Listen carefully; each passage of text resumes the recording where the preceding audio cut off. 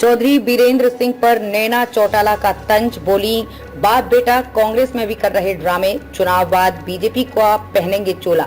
हरियाणा के हिसार लोकसभा सीट से जननायक जनता पार्टी उम्मीदवार नैना चौटाला ने पूर्व केंद्रीय मंत्री चौधरी बीरेंद्र पर तंज कसा है। नैना ने कहा, भाजपा छोड़कर कांग्रेस में जाने के बाद भी बाप बेटा ड्रामे कर रहे हैं। कभी वो नाराज हो जाते हैं तो कभी वो कहते हैं कि हम जयप्रकाश का प्रचार करने के लिए तैयार हैं। नैना चौटाला ने कहा कि इस चुनाव के बाद बीरेंद्र सिंह फिर से बीजेपी का चोला पहनने को तैयार हो जाएंगे।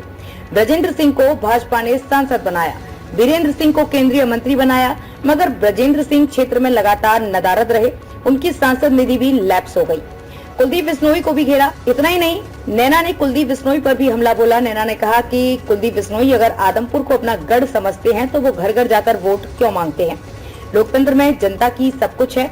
अगर गढ़ जैसी बात होती तो क्या वोट मांगने जाते, फिर तो घर बैठे ही जनता जितवा देती। आदमपुर उपचुनाव में भव्य ने जीतने के लिए एड़ी चोटी का जोर लगा दिया। अगर कोई गढ़ की बात करता है तो फिर वहां से सर्वसम्मति से चुनाव होना चाहिए।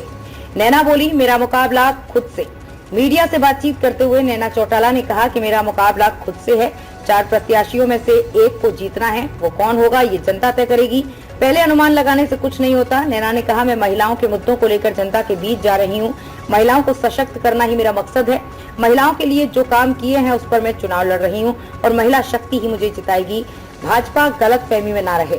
नैना चौटाला ने पूर्व मुख्यमंत्री मनोहर लाल को नसीहत देते हुए कहा कि 75 पार का नारा देने के बाद क्या हुआ ये सबने देखा है, इसलिए जनता ही फैसला करती है किसे ऊपर चढ़ाना है और किसे नीचे गिराना है। चुनाव में जनता को जो ठीक लगेगा वोट उसे ही करेगी। भाजपा किसी भी गलत फहमी में न रहे।